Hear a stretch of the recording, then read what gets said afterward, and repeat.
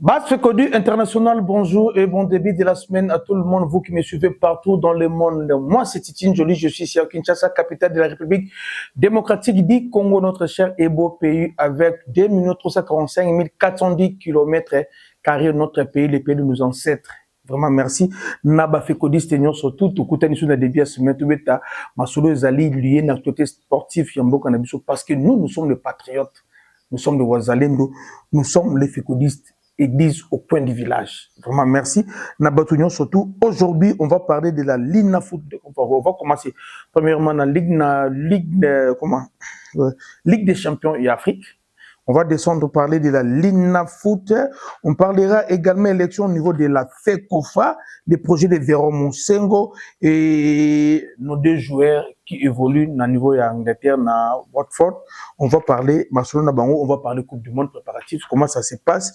Torbet Alisolo Yamakamouana et le chapeau pour la canne qui se pointe à l'horizon. Et on va voir le comportement de notre équipe nationale, là, on doit améliorer, ou on doit mettre la concurrence. Qu'est-ce qu'il faudra faire et on va parler de nos joueurs, comment ils ont évolué le week-end passé dans le club de Bango.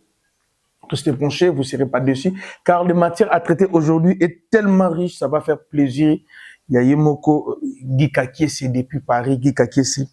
La Pession Mbote Bandalungo en avant, merci, sans oublier notre ambassadeur au niveau, il y a Abidjan Côte d'Ivoire, son excellence Gilbert Naïa, Nabina, Napesumbote, vous êtes Ebele Bolanda Fekodi, Yemoko Vascongodi, Papa Vascongodi depuis Canada, le grand monarque Kuti Mouninga, il y a docteur Kachala. Yope également Napesumbote, Nabosanite, fils John Zozali, Maman Christina Ndiba, vous allez Maman Nanuchikuna, vous avez Ebele Binonyo, surtout Sylvestre Mouyaya. On commence directement avec Jean-Jacques Ndala, notre arbitre, quand passé, arbitre qui match d'ouverture et match la clôture et la finale. Ça a créé des polémiques, vous tous vous savez. Il a été retenu dans l'arbitre au pour la Coupe du Monde 2026 et après a été écarté. Et la FIFA vient de publier, la CAF vient de publier la liste, le nom des arbitres qui vont officier le match final de la Ligue des Champions de Nouveau-Afrique. Et Jean-Jacques Ndala a été retenu.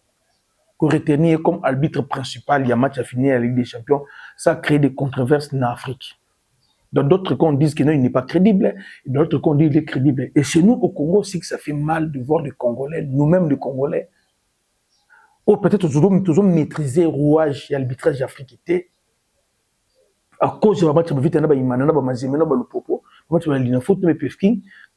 j'ai vu des Congolais dire que non. T'es papa, babo yaye pour l'année. Toi, tu penses que les étrangers te soutiennent, vous pensez que c'est quand nous, Fekoli, nous sommes vraiment très heureux. Et il y a un message, il y a Jean-Jacques Ndala a arbitré le match à finir à la Ligue des Champions. Dans le match, il peut être le match à finale Maroc, na Sénégal. Arbitre est tiré aux faute. Soit ça a faute que face à sanctionner. Jean-Jacques Ndala côté kuna vraiment merci pour nayo Lina Foot, la Ligue nationale de football, championnat de lutte, il y a RDC, vous savez très bien, ils ont souffert d'un problème ébélé, trois de diffusion. Tout ça dans la phase de playoff, trois des diffusions, ça crée un problème. Il y a des matchs sélectionnés pour être diffusés. Le club qui réclame les droits de télé, il y a Macabou, Ebélé, et les problèmes problématiques et l'arbitrage. Ça crée aussi des problèmes. Vous savez, les arbitres chez nous, comme c'est arbitrage profession. Or, si vous allez ailleurs, vous allez voir que non, arbitre, mais à ça, là, on a à ça, là, on a DGDA. National na régie des eaux. Chez nous, on a des arbitres, on va comme ça arbitrage profession. Donc à ça là qu'il pas il m'a côté à part quoi arbitrer un match. Il y a la base. Il y a faiblesse arbitrage dans Congo pe ngwana. So je arbitre pour tout salaka. Ah on a mis sur arbitre ba salaka té. On a des arbitres oyo ba parina ba président ba club. Les arbitres ba kina ba stage dans mbongo ba président ba club. Et l'arbitre na bazar redevable na président ba club. On a des arbitres comment qu'on landa accueilli na ligue tout na lina foot kuna akeko bunda parce que président club mbongo ba pesa ye alesa pour arbitrer match avec club wana et sur le terrain beaucoup mona au bon monaki.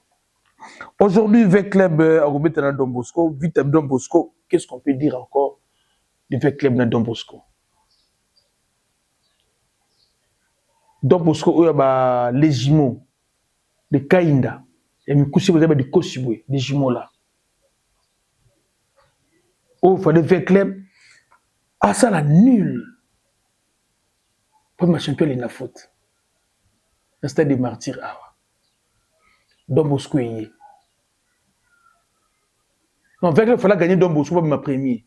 Ba yawa ba ça la nul. Avec le côté réserve pour un joueur moko boye.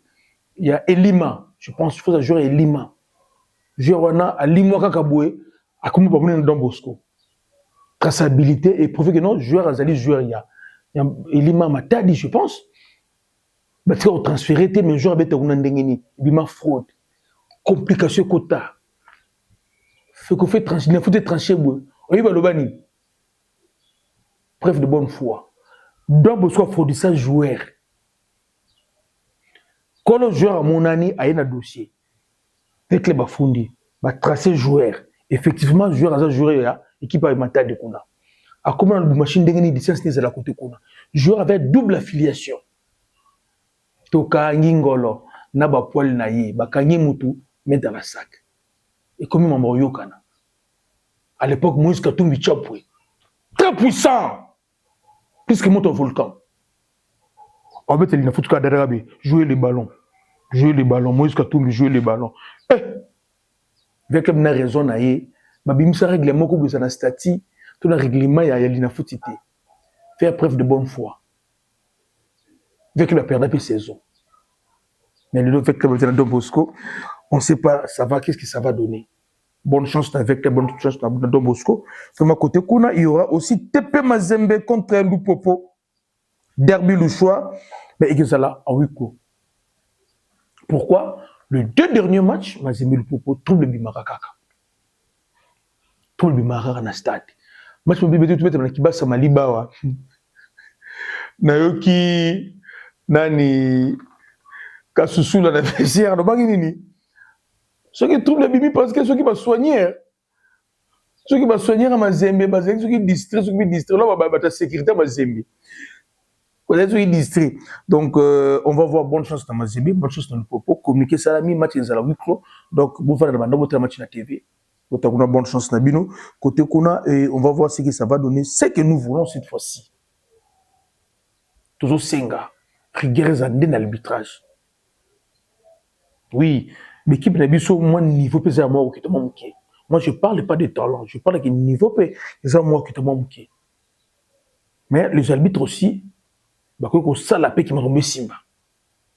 Vraiment, merci d'abord côté qu'on quand maniema union en tout cas papi qui monte au Longwaki, en Tanzanie, en tout cas côté Sika l'Ivoirien connaît la Sina connaît alias Pereira. Bana via Baby Pereira.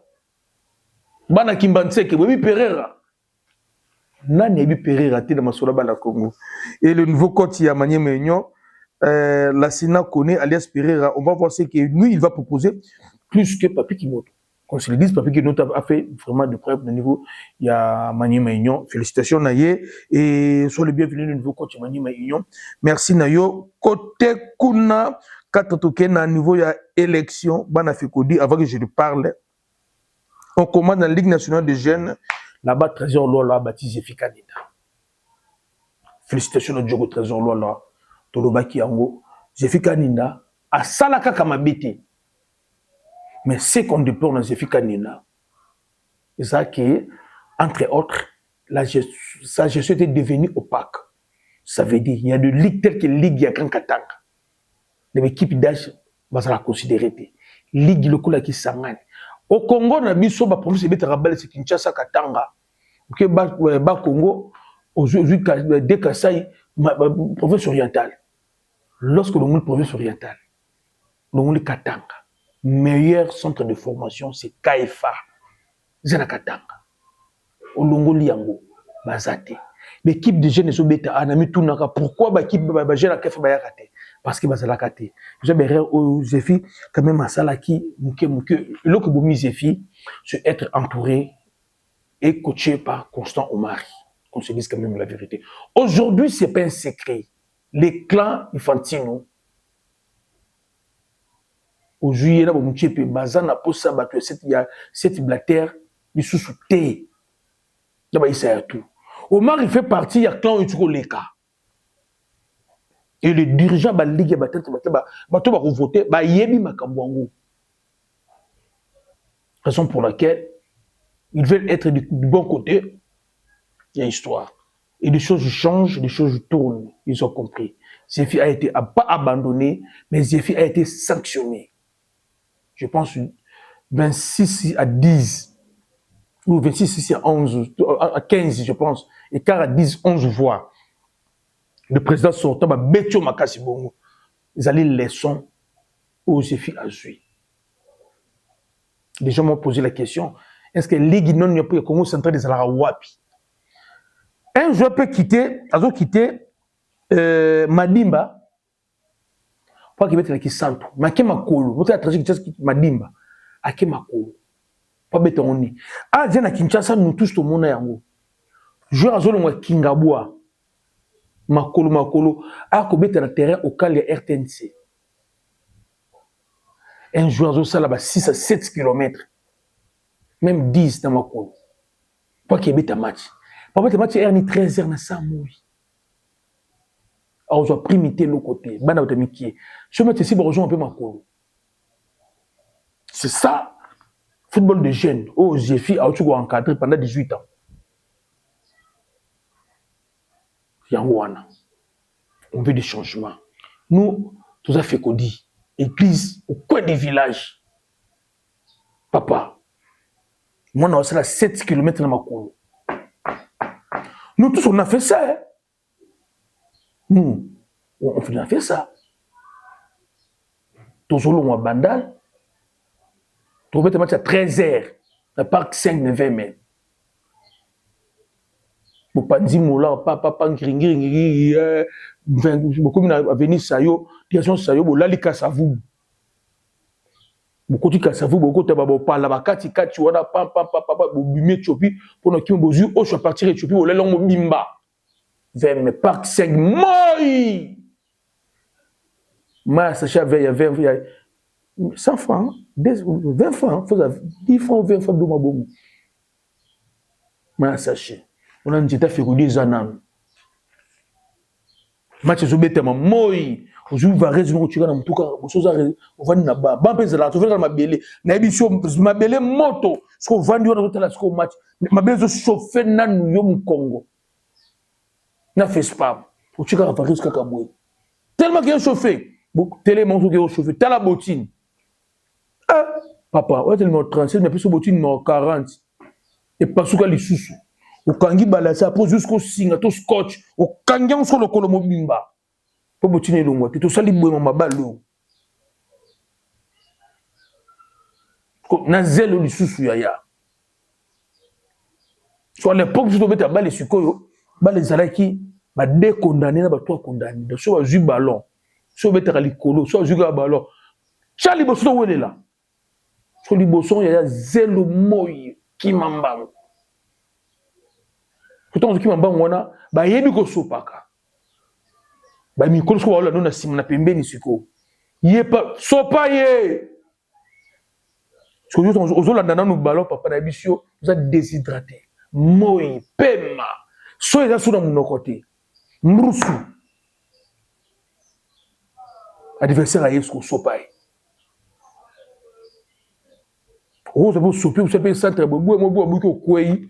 Mais bah betelo maboko c'est l'action mais yo mona kati na yoko papa oyo kama pema donc ngo kufa obara pemeli ba pe sope mai na biso mai ngo wazo to ba mai ba sachet to ba bido ba 25 litres beli no kopo mai botoka na ndako mtuma mimaki ko omeli papa so omeli ba koto ko tu mai sili chaleur na nzoto to souffrir na mabali na mboka o yo fo bali na mboka simba papa fo simba. Bon, si bon, bon, gagner, vous jouez l'autre côté. Bon, on sous bandal makolo.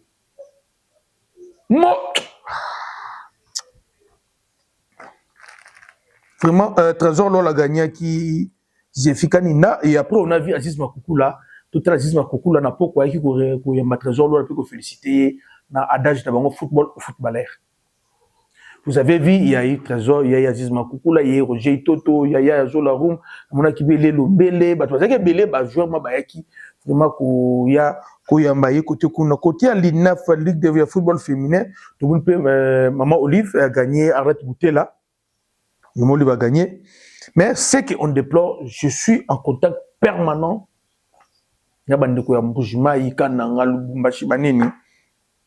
Même le football féminin il est dans des provinces. Kinshasa, dans Lubumbashi. Lorsque Maman Olive, après qu'on gagne, elle a dit que non, va continuer Moussala Bazo Sala. Moi, je me pose la question. Moussala Niba Salaka. Vous savez comment la Coupe du Congo, le football féminin, ils ont organisé dans beaucoup. Vous savez de quelle façon ils ont organisé? Vous allez être étonné. Année Zabou, si tu es Québec, tu as raté. Une semaine après, 2 semaines avant, on te remet dans Bokabou. Oh! Championnat sans sponsor, sans droit télé, financement à la raté. On suspend le président de la club, on reçoit bien dans bon nuit. Bakata mine. Et il y a que 2 provinces, c'est Bétarango, Kinshasa, Nakatanga. Maman Olive, discours n'a un gars dans un sécurité parce que je pensais qu'on pouvait changer le narratif. Mais Dora le Biana, je ne sais pas. Je ne sais pas. Moi, franchement, ça ne va pas, c'est parce que je vis les journalistes, les amis après ces sportifs. Franchement, ils ont se comporter dans ma cam. Net l'élection, l'élection, Maman Olive a gagné. Je me suis posé, est-ce que ces gens ici, ce sont des journalistes? Ou ce sont des communicateurs? Ou ce sont des journalistes partisans? Ou des Sankara de Kunta? Au finish, tant que Coupe du Monde, il y a une mission politique, une musique, parce que vous savez la binoté. Comment un journaliste candidat a gagné? Comment un journaliste candidat a gagné? Aux autres, surtout le bilamba. Éthique et déontologie. C'est la raison pour laquelle moi je suis fier. Parce que moi j'ai fait les FASIC. Moi j'ai fait 5 ans les FASIC. 3 ans, comme j'ai fait 3 ans, il y a journalisme dans la Gradua. Et 2 ans, il y a politique extérieure, presse secrète. Moi je suis journaliste et je suis fier. Éthique et déontologie. Ngai, il y a que léopard. Parce que là, tant que c'est Bissongo. Lorsque Mboka nous met même une Coupe d'Afrique. Reportage sur les années parce que c'est la nation, c'est la patrie. Je dis que c'est un arbitre. Ceux qui les hommes sont partis, on s'affiche. Mais comme on est journaliste, on a costume, on a ganga, on finit sur le $50 de transport. Hey! On a fait connu dans ça lango. Hey! On aura un téléphone. On a fait connu dans délai. Tu as un problème dans le 50 on a pété. Pété, vraiment pété. Raison pour laquelle nous, les fécondistes, on va tous Rabiso. Parce qu'ils n'ont conquis jamais. Jamais qu'on commence à niveau. Les autres sont la presse. Après, on va avoir des sabres à la conférence de presse. Alors, c'est la conférence de presse de Banani. Là, tu vas déjà aller. Allez-y, comprendre le côté. De l'autre côté, Véron Monsengo.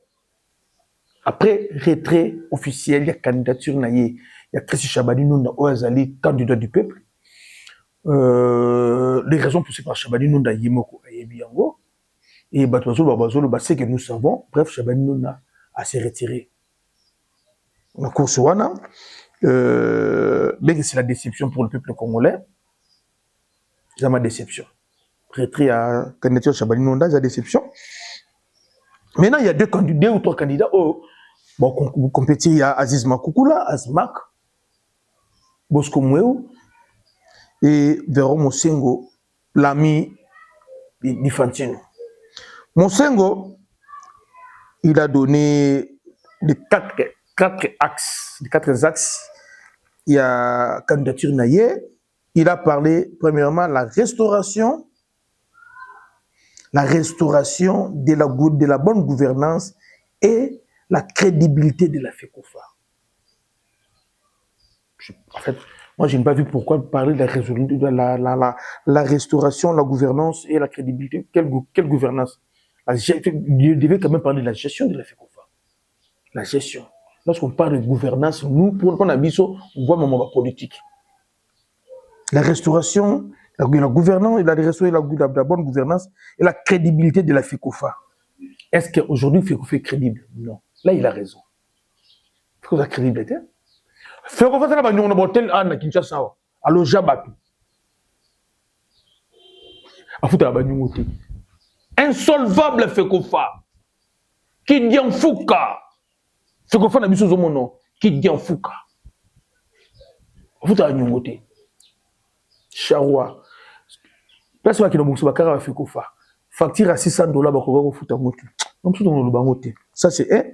De stabiliser les compétitions, les clubs et les équipes nationales. Stabiliser les compétitions, les clubs et les équipes nationales. Moi je pense stabiliser les compétitions, là je suis d'accord avec Véro Moussengo. Les équipes nationales, je suis d'accord. Qu'on stabiliser les clubs, là, je ne pense pas. A priori, ils dépendent de la FECOFA. FECOFA peut appeler ça la club. FECOFA ne peut jamais stabiliser les clubs. Les équipes nationales, oui. Les compétitions, oui. Au Congo, les clubs, ils ont la société. Il y a qu'on stabilise, on a un pouvoir aussi le connaître. Par contre, FECOFA lui-même, il doit d'abord se stabiliser, non, il y a un FECOFA stable. Comment FECOFA peut stabiliser les clubs pendant qu'il y a une stabilité? Il y a un FECOFA qui est sponsor.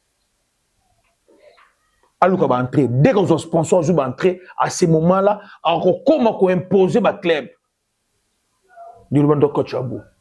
Les clubs qui payent déjà des joueurs, qui signent des contrats avec des joueurs, peu importe la forme de salaire, c'est semi-professionnalisme. FECOFA, si, il y a un non stable. À ce moment, il peut dire que non, pour nous remettre en ligne, il faut Ligue 1. Chaque équipe faisait siège physique. Ils ont un numéro compte dans la banque. Siège physique, numéro compte dans la banque. Base à la site internet. Pas de page Facebook, base à la site internet. L'année prochaine, à quoi chaque équipe, salaire minimum, dans chaque équipe, il y a joueur à l'INAFOOT. Pour chaque équipe, avant de l'INAFOOT, il faut au moins $150 000 dans le compte où il y a eu. Mais il faut que stable. Il y a une stabilité. Côté Kuna, vraiment merci Véro Moussengo. Et quatrième, investir dans la formation, la jeunesse, dans les 26 provinces. Là, je suis séduit. Mais, toujours aux aguets.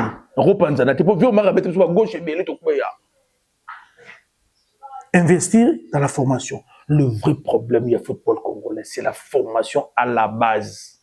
Et comme j'ai toujours l'habitude de dire, la formation à la base, c'est vite là-bas, la formation à la base, c'est oh, la Ligue des jeunes, football de jeunes, oh, la Zui. Il y a une formation à la base. Formation à la base. Il faut beaucoup investir dans la province surtout. Pour former à la base, il faut qu'il y ait des terrains de proximité. Il faut qu'on réforme les encadreurs.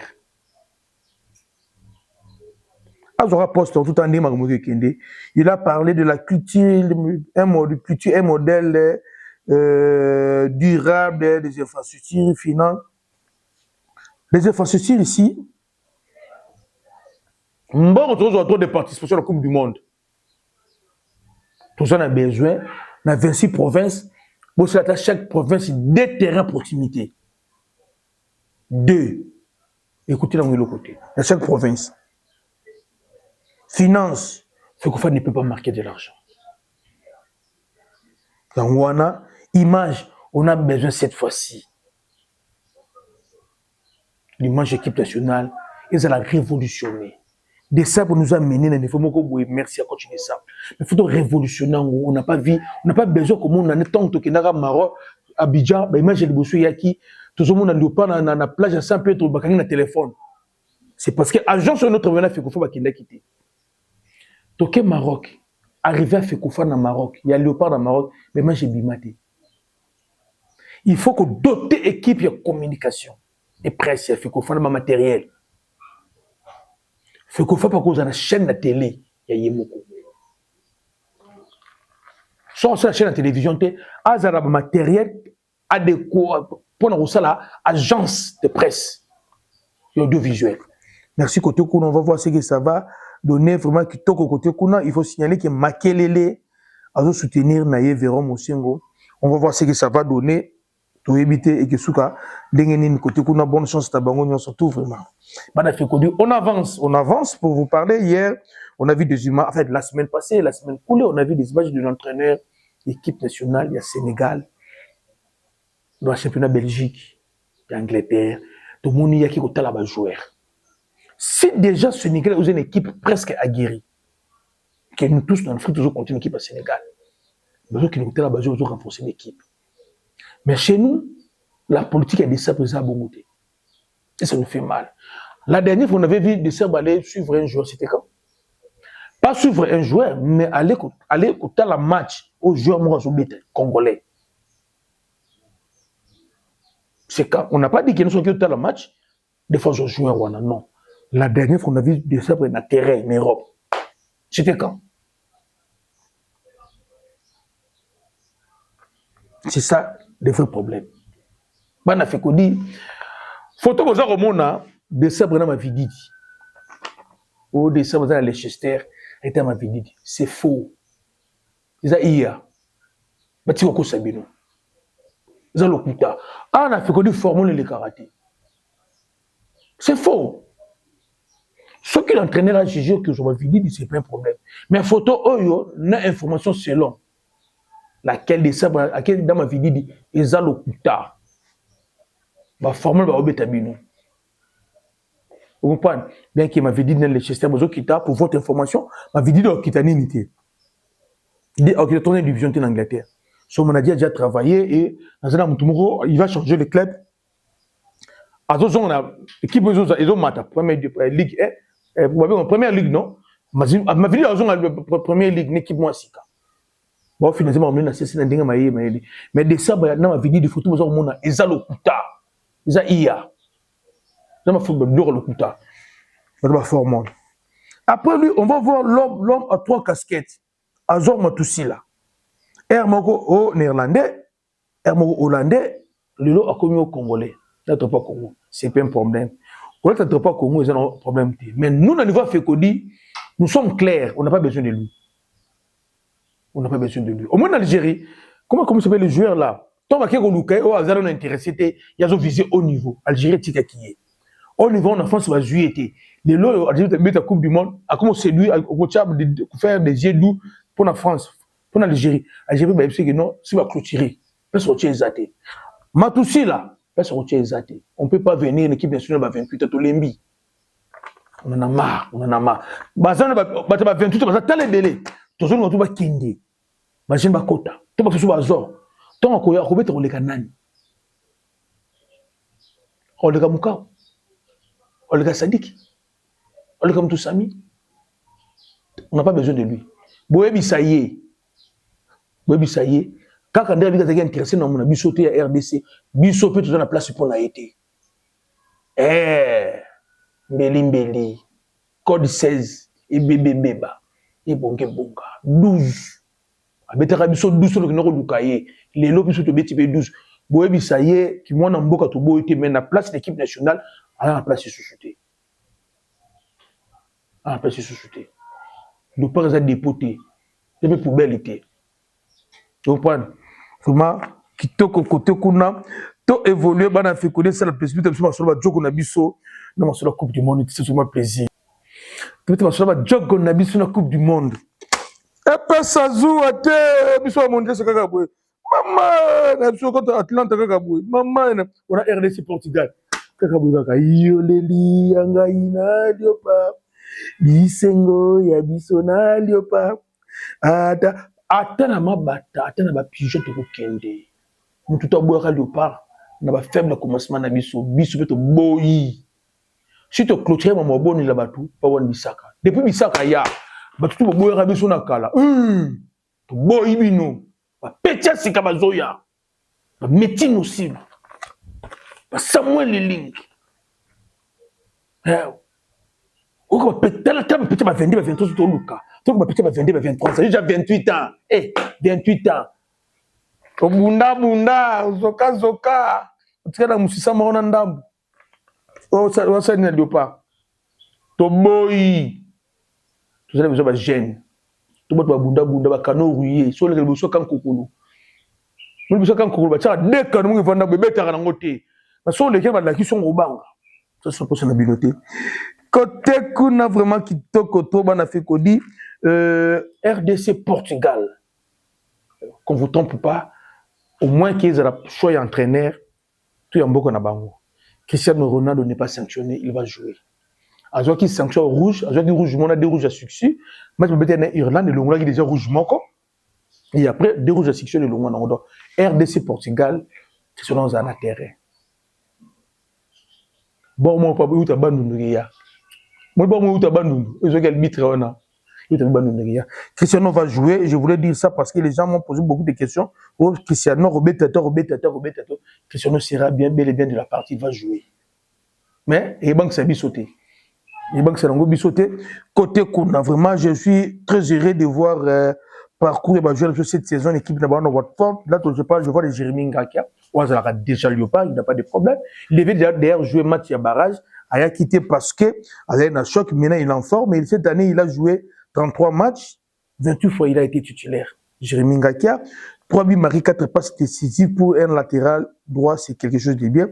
Et pour votre information également, Gédéon Kaloulou a repris les entraînements collectifs à répondre côté qu'on a de même côté. Et donc, quand il met 37 matchs joués cette année, 9 titulations, 4 buts, une passe. 4 buts marqués, une passe. Vraiment, est-ce que vous savez que à nous, éduquer ma bêtise. Mais c'est l'intention en côté parce que peut-être pas jouer à Kinshasa. Mais éduquer ma bêtise vraiment saison ou à bêtise.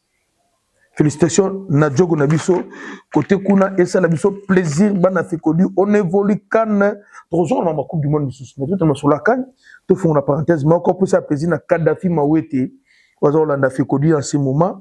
Binotou, bana tous aux États-Unis, vraiment.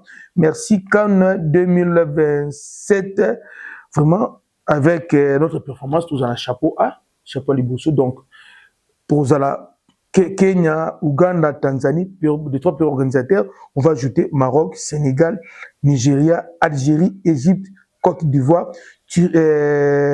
Tunisie, Cameroun, RDC. Donc, une fois que nous chapeau, on va éviter la phase de poule, tout le Sénégal, le Cameroun, le Tanzanie, le Maroc, la Tunisie, le Niger. Donc, tout ça, chef de série, tête de série. Donc, raison pour laquelle on est mondial, il faut que nous, papa, ceux qui ont gagné qu'à Portugal, tout sali 1000 à Portugal, pour aujourd'hui, tellement ébélé, pour pousser les sous. Est-ce que vous savez que pendant que vous êtes au mondial, Nigeria, Cameroun, Bozalate. Donc, ceux qui sont au béton, on va jouer 3 matchs de phase d'épaule. Ceux qui ont le résultat bien.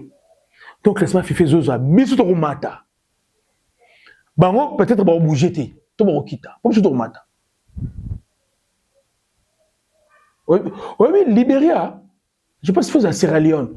Et gagner à Portugal, bah, c'est mon robot. Là, ils sont là pour pouvoir jouer belé. Il y a un photo bongama pour nous qui est mondial côté pour nous qui est mondial tout qui est kitoko vraiment côté qu'on a coupe d'Afrique dans le chapeau. Ah, on va voir ce que ça va donner côté qu'on a mais tout mettre ma solo est éliminé préparation à mondial. Mais avant tout, il faut aller chez nous. D'abord chez nous, nous sommes des Congolais, tout est barabatu, pas tout badamara chez nous. Donc la culture na biso, il faut faire un tour chez nous, n'espace Parc Virunga à Paris, na Sarcelles, et pas maman Dina, na papa Gilles. il faut aller là-bas. Vous allez voir, ils allaient salle de fête à Kitoko, ils ont salle de fête à Kitoko, ils allaient on salle de conférence, on salle de fête de mariage, service traiteur, ils allaient on concert PB Tamaka, on a récemment dit de la mona tu à côté kuna na Paris na Sarcelles sur kuna tout na kaka papa Gilles na mama Dina na espace parc Virunga, vous serez pas dessus beaucoup la bio côté kuna Kitoko bana tout. Il a fait qu'on dit revenons directement dans notre équipe nationale, mais avant tout, on va parler comment on s'organise pour la Coupe du Monde. Côté bas supporters, nous attendons que la FECOFA nous donne le code pour nous habiller. Même nous, on a compris qu'il faut nous obéir un peu code douana. Donc maman Lili a dit à Kinshasa, maman Lili to éviter. Bien que bien là, Congolais, nous voulons savoir pourquoi ça mis ce code. Vous avez ce code, vous doit m'habiller. Où en sommes-nous? Donc, comment qui dit toujours, je dois répondre à Bisso, pour que tu m'habiller, tu vas et Belgique sur m'habiller, on a, ou après si Bisso na compte à FIFA. Bah, après si Bisso me battait que la démission a pris, il y a bien. On a besoin de bien, on a. Et bah, bien, deux heures au louba. Et ça va bien, on t'a que la doit pris à FIFA, on t'a la pris à bien 84, 62 $, 64 $, pour mon toutou à Somba. Bah, tu vas faire ma réservation dans Houston. Bah, c'est RDC Portugal. Réservation dans l'hôtel, bah, ça l'est déjà. Bah, bouquet, tiens, le cas habillé. Tu fais qu'on fait plus de habillé. Donc, de côté, tout le monde vous a toujours mobilisé dans Caroline du Nord. Là, je vois président Aimé Sapou, qui m'a mobilisé dans la Caroline du Nord. C'est la match pour Beta contre le Sénégal, les Congolais contre les Sénégalais. Qu'on a aussi le nouveau Beta match, sans oublier Daniel Congolo, équipe de Caroline du Nord, de possible beauté. Bah, oh, tout peut baser à niveau, il y a Texas. Nous sommes toujours derrière vous, toujours soutenir Mino. Bon, continuer mon mobilisation. Texas, ils allaient état mené. Ils allaient dans la ville ébélée. Attends, tu vas Houston, Dallas, la ville ébélée. Bon, Sangana. Vraiment, ils allaient Kitoko, New York City, papa, ils ont dans ma combo, tu vois, c'est une bibliothèque. Dans Jacksonville, papa, il s'appelle, tu vois, c'est une bibliothèque. Dans Washington DC, Washington Chiao, tu vois, c'est une bibliothèque d'idée 6 mois dans Lemba, dans les États-Unis. Tu peux mobiliser base, côté Kuna, tu vois, sanité, toujours sur le Linga Fekodi. Biso s'est préparé n'engeni. Aujourd'hui, on va parler de 4 compartiments. En fait, 4 problèmes autour de en équipe nationale la Biso, problématique à l'avant-centre. On a des avant-centres, on va bâtir à habiter. On se dit quand même le petit.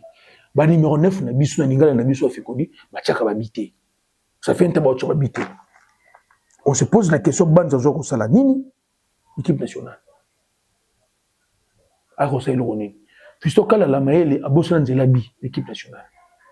C'est-à-dire que quand vous procèdez de bonne intention, bien qu'on peut passer pour là. Il y a un milieu du terrain.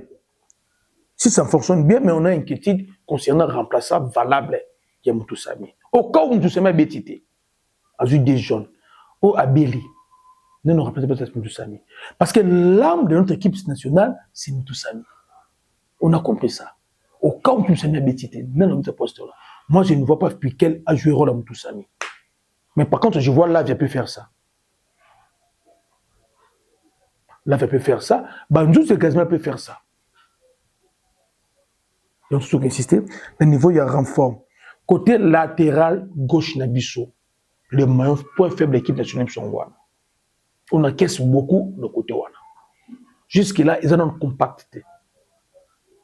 Côté droite, c'est bien parce que Chassel même, ils ont intervenu à droite.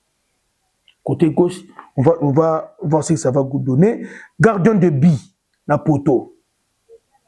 Les gens veulent qu'on mette les 3 gardiens en concurrence. Par rapport à format, il y a performance, il y a Mathieu Polo. Beaucoup de gens disent qu'il Polo joue poteau, mais moi je pense que ce n'est pas le moment qu'on donne le poteau à Polo. Ce qui est mon affaire, ce qui passe à faire na Cannes, expérience passe dans la poteau, l'équipe nationale, moi je pense qu'on peut laisser d'abord passer. Mais après Cannes, après Coupe du Monde, il faut toujours retourner en concurrence. Or aujourd'hui, ça c'est mon idée. Pour le côté qui est poteau, moi je pense que c'est un peu trop tôt. Pour Nangaï, c'est un peu trop tôt. Mais après mondial, le côté qui est là-bas poteau. Côté Kuna, on évolue nos joueurs, ceux qui ont évolué la semaine passée. Côté Kuna, on commence d'abord par Jean-Pierre Longonda, Moko Nabiso, Djogo Nabiso, Jean-Pierre Longonda, une équipe, il n'y a pas de conférence de ligue cette fois-ci. les Djogo champion Longonda, félicitations. Naye ya Mathieu Polo clean sheet, Mukawi il a été titulaire. Charles Piquel à Kotaki Kokota en 61e minute. Il y a Rocky Bouchiri titulaire, mais chaque il était titulaire, mais bien des bons. Et c'est toujours 0 but marqué, même si la Suisse. Oui, ça, il a joué 31 minutes, mais on a vu, il a bougé. Mais on n'a pas retrouvé de camp, oui, ça. Côté Kuna Willy Kambala, enfin, Willy Kambala, à Betty. Arrêtez, c'est ça, presque. À la préparation, il a fait la saison. Willy Kambala, Betty, Sipenga, c'est des chouchous à Castillo, côté Kuna. Na vraie de Tamboli. Vraiment, félicitations à Badjo Gonabiso. Donc, surtout côté Kuna, on va voir ce que ça va donner quand entraîneur a continué à participer à la rencontre. Mais, quand on a semaine, vous avez deuxième, après Banjouzi, vous avez officiel côté sur le Linaye, à côté de Linaye, les dossiers Mayoulou, c'est évolué que nous avons évolué, mais la semaine Oyo, vous avez deuxième nom, il y a renfort. Quand tu as ça, la plus surprise, il y a joueur Moussous. Quand tu dis ça après. Il y a le joueur Moussous, une équipe nationale. Donc, merci de Bafekodi, c'était surtout. Ce qui a retenu aujourd'hui, Bafekodi, il y a Liboso, coach, Azana Leicester, Bakoute na ma vididité. Ça, il y a photo. Yami Balé, Terra Mosengo, a sali programme naïe, ezali axé sur 4 axes. Côté où il faut retenir Yango et vite na lina foot vite na Dombosco, Mazemena Lupopo et Gezala na guichet fermé. Éliminatoire qui a Coupe d'Afrique 2027, nous serons dans le chapeau A. On va éviter le Grand d'Afrique pour faire plaisir à tous les fécondistes. Rassemblement, ils ont les 26 mai. Badato Fécoto Sakana. Mobilisation à la totale. Partout où on a fait dit Amani Mazing, Junior Elumbu, Nabo Sanibinote, Beni Kiyulu, Nabo Saniote, Beni Christian. Quand moi je vous confirme, je serai avec l'équipe nationale. Mais ma frère l'État, toujours Bundanga, caméraman, Nanga et Jonathan, toujours Bundato Yakoto, on a battu bonne fois, on a la facilité aux visa Mexique. On n'a pas un problème parce que papa Mouebaza, c'est pas un problème pour nous. Mais nous allons mettre tout un match encore. Nous voulons accompagner tous les 3 premiers matchs et le pas petit Antorobima. Donc on a besoin d'argent, les gens de bonne foi. De tout ça, la rakaka. On a fait quoi? Parlez ça déjà. Papa André Baza va parler. Janet na Houston parlez ça déjà. Na Atlanta peut parler ça déjà. Na Mexique peut parler ça déjà. Donc toujours nous canons nous l'arbre à billet parce qu'il faut que coach un dossier. Il y a des personnes, ça nous demande de l'argent. Et on nous a dit tout ce moment de billet. Tout ce moment de billet. Tout ce preuve à payer ma billet, tout côté ça. Nous avons des dossiers, nous avons toujours le cas. Pour nos billets, nous avons toujours le cas. $4,360. Pour nos billets. Donc, merci vraiment. Bye.